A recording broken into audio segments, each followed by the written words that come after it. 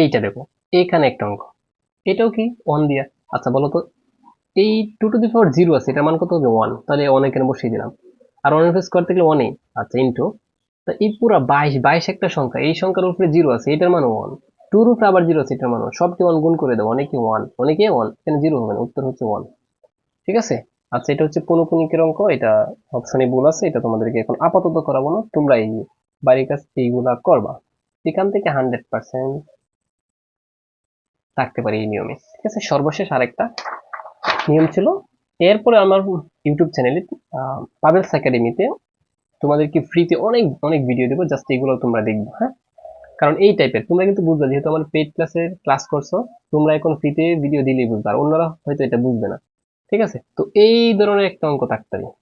So এইটা আমি তোমাদেরকে কিভাবে বুঝেছি দেখো। এখানে যে মানটা আগে এটা লিখবা।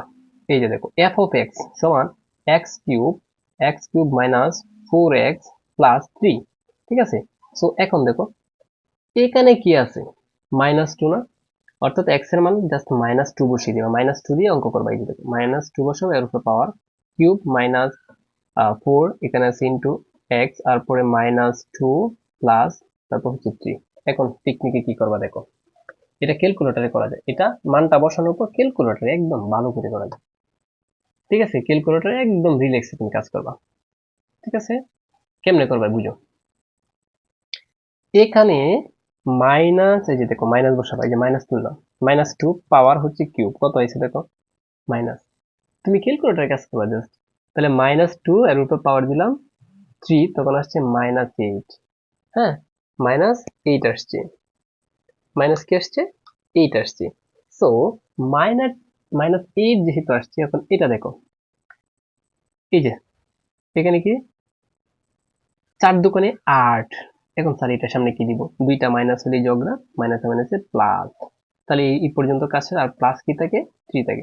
স্যার এটা তো আমি কাজ করতে পারি না, কোনো প্রবলেম নেই, ক্যালকুলেটরে তোলো। শুরুতে আছে -8, আবার আছে +8, আবার আছে +3, সমানে 4 দিয়ে দাও, কত আসছে 3, উত্তর হচ্ছে 3। এই যে দেখো কিভাবে করতে হয়, দেখছো? মানটা বসে ক্যালকুলেটরে জাস্ট কাজ করবা। প্রিয় শিক্ষার্থী, আমরা আশা করি তোমরা এমসিকিউ আমি যেগুলা করাইছি, তোমাদের যেগুলো লেকচার আছে, যদি তুমি এগুলা করে যাও, 100%, তুমি যদি ফেইলের টেনশন থাকে তাহলে ফেল করবা না, অন্তত পক্ষে এখান থেকে দেখবা তুমি সুন্দরভাবে লিখতে পারবা। আর যাদের A+ পাওয়ার চিন্তা, অবশ্যই অবশ্যই তোমরা ভালো রেজাল্ট করতে পারবা, যদি আমার এমসিকিউ তোমরা ভালো করে দেখো। ঠিক আছে, দেখা হবে তোমাদের সাথে অন্য একটা লেকচারে।